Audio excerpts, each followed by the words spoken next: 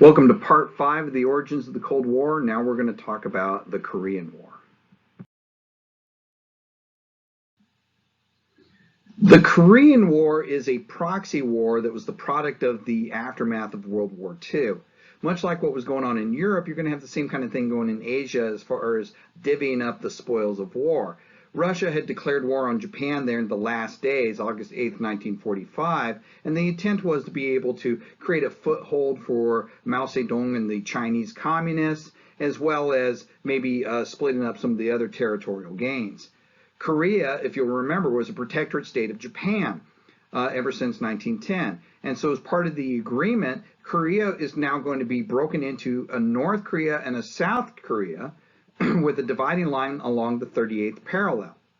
North Korea is going to have a communist government led by a general secretary named Kim Il-sung. This is the grandfather of Kim Jong-un, the current leader there. And the South will be a republic with its first president being Syngman Rhee. Okay. Now, in 1950, Kim Il-sung decided that he was going to try and unify the Korean peninsula.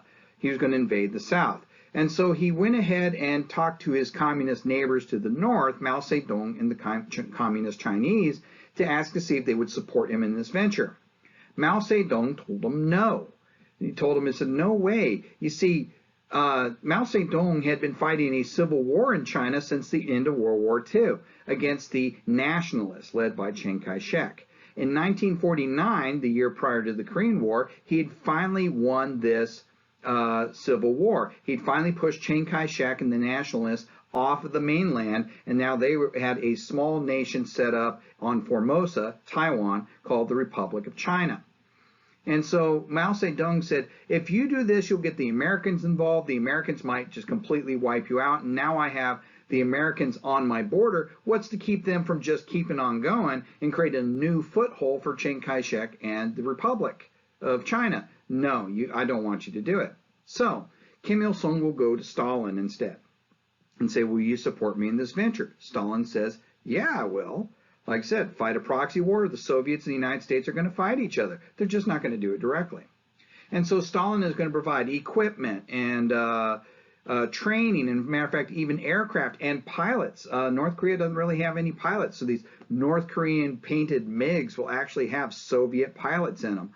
And so on June 25th, 1950, Kim Il-sung is going to invade South Korea, and South Korea is going to be really ill-prepared to deal with this invasion.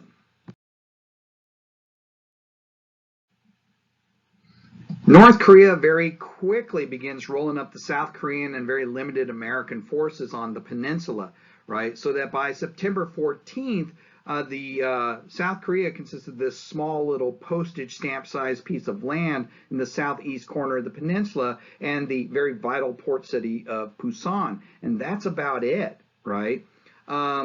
This is, a very quick moving line at this point. Now, the UN Security Council is going to voice an opinion on this. They are going to pass a resolution condemning the invasion and saying that the previous border there on the 38th parallel needs to be reestablished. Harry Truman is going to get involved by tapping the nearest military commander, U.S. military commander he has, the military governor of Japan, who is at this time General Douglas MacArthur. Yeah, he's back. Douglas MacArthur is asked to put the forces in the region together and launch a counterstrike to try and roll back and reestablish that UN-mandated boundary at the 38th parallel.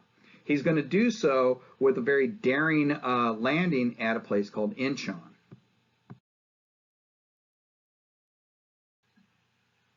So on September 15th, 1950, MacArthur lands at Incheon, which is the port city for Seoul, the capital of South Korea, with the intent of rolling across the peninsula and trapping the North Korean army in the south. He doesn't succeed in doing that. The Korean peninsula is very mountainous, and I don't think he really had planned on that. But he does very quickly reestablish that perimeter at the 38th parallel. And then he does something that he's commonly known for. He exceeds his orders. He exceeds the mandate of establishing the 38th parallel, and he keeps going. Right? He keeps going. He begins heading towards the Yalu River. He decides that he is going to roll up all of North Korea and unify the Korean Peninsula, only this time under the Republic. Now, initially, Truman says, "Whoa, what are you doing? You're exceeding my orders." And which MacArthur says, "Yeah, I know, I'm going to unify Korea." He convinces Truman, at least for now, to sign off on this. But you do see that Truman is already starting to have problems with MacArthur. It's like MacArthur is very noted for violating presidential orders. I mean, this goes all the way back to 1932 in the Bonus Army, right? Truman's own advisors are going to tell him, don't let MacArthur do this. You need to rein him in. If he gets close to the Yalu River, China is going to have no choice but to get involved in this war. And the advisors were right, right? As MacArthur and the American troops and other UN troops approached the Yalu River on November 25th, 1950, 300,000 Chinese people, volunteers, became pouring over the border and began pushing the UN forces back.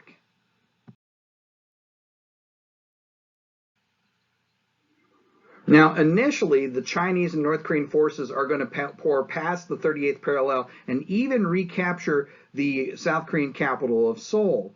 But there'll be some counterstrikes, and eventually the lines will settle and stabilize right around that 38th parallel once again.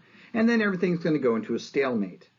MacArthur is going to get himself in trouble at this point. MacArthur is going to begin publicly criticizing the president's policy. He's going to start saying, why are we not bombing China? We can keep them from crossing the border. We'll just put radioactive waste in the Yalu River. I mean, some of these things are really ridiculous. And finally, in April of 1951, Harry Truman has had enough. He fires MacArthur and recalls him home. MacArthur at this point is going to give his famous speech in front of the joint session of Congress where he'll say, old soldiers don't die, they just fade away. And thankfully, he does actually finally fade away. Now, from the time that the border stabilized around February 1st, 1951, and the time that the Armistice is signed in July of 1953, 2 years later, these lines hardly ever move. Negotiations will begin in a city called Panmunjom, right? Both sides will begin to try and negotiate an armistice at that point. And to give you an idea of how contentious these negotiations are, for the first 2 weeks of the negotiations, nobody sat down. And the reason why is the table was rectangular. And so the first 2 weeks of negotiations was negotiating which side of the table was the head of the table and who got to sit at it. So finally, on July 27th, 1953, the Korean Armistice Agreement was signed, finally putting hostilities to the end between North and South Korea and establishing that current boundary that we still recognize today. Now, even to this day, North and South Korea still are technically at war with each other. This is just an armistice. It's a ceasefire, right? This is why occasionally you see some saber rattling going on from the North, especially during Kim Jong-il's time, but even Kim Jong-un is known for this as well, because technically that war could go hot again at any moment.